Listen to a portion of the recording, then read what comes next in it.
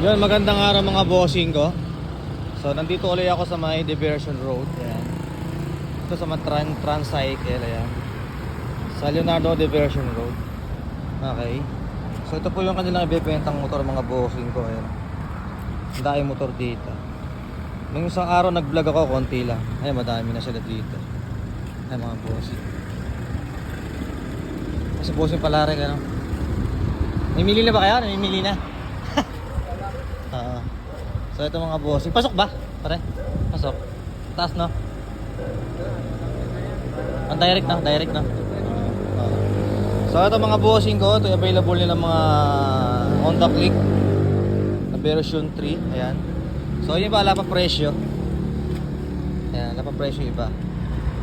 So pwedeng hulugan. Pwede isang installment mga bossing. Mamimili lang kayo dito ng mga pasok pa. Ayan mga bossing. Magaganda pa to, makikinis pa siya. So wala pang presyo. So bukas po ito, ano, bukas siya di-dispose lahat. So dapat bukas andito kayo alas 8. Ayan, mamimili lang kayo kung ano gusto nyo. Uulitin ko po, pwedeng hulugan, pwedeng cash. Ayan. Meron ng mga plaka, meron pang wala. Pipili lang kayo dito kung ano gusto nyo mga bossing. Ayan, may Honda Click na version 3. Ayan.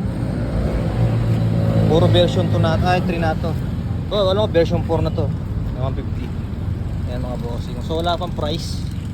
Ipili lang kayo. Depende siguro sa itsura kung ano yung presyo niya.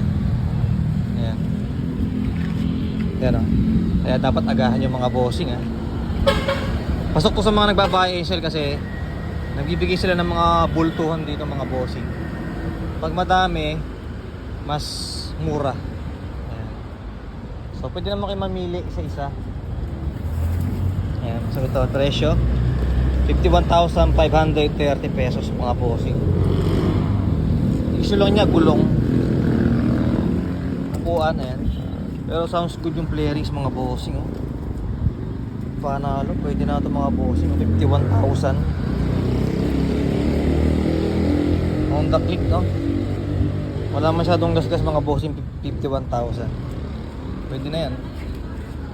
Ito lang mga presyo. Pero alam ko mas mura to kasi ano may mga konting issue siya. Ayan, mga flarings yan.